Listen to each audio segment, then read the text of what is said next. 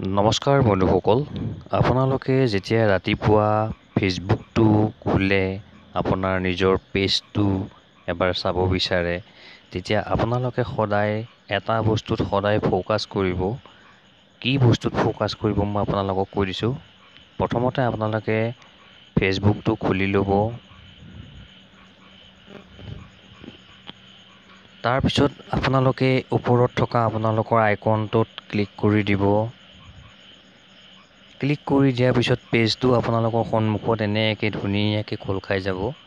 তাৰপিছত আপোনালোকে চাব চি ডেছবৰ্ডৰ কাষত এড টু ষ্টৰি, তাৰ তলত 3টা ডট দিয়া আছে, দেখিছে চাগে সকলোৱে। সেই ডট 3টাত প্ৰথমতে এনেকৈ টাচ কৰি ল'ব। টাচ কৰি দিয়াৰ পিছত এনেকৈ আপোনালোকৰ সন্মুখত দেখাব edit page status, edit action button, archive, views, এইবিলাক এনেকৈ দেখাব। আপোনালোকে এতিয়া কি কৰিব, নম্বৰ 2ত যিটো আছে পেজ ষ্টেটাছ, তাত আপোনালোকে ক্লিক কৰি দিব। ক্লিক কৰি দিয়াৰ পিছত আপোনালোকে প্ৰথমতেই এটা বস্তু চাব, আপোনালোকৰ পেজটোত কিবা ইছ্যুজ আছে নেকি। এয়া দেখিছেনে, মোৰ অসমীয়া কটো কি পেজ হেজ ন' ইছ্যুজ, মানে মোৰ ইয়াত কোনো ধৰণৰ কপিৰাইট, কোনো ধৰণৰ একো ইছ্যুছেই নাই।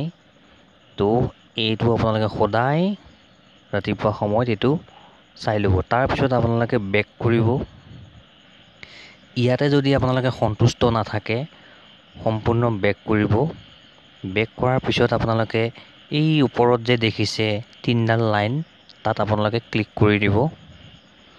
ক্লিক কৰি দিলে আপোনালোকৰ সন্মুখত এনেকৈ পেজটো দেখাব।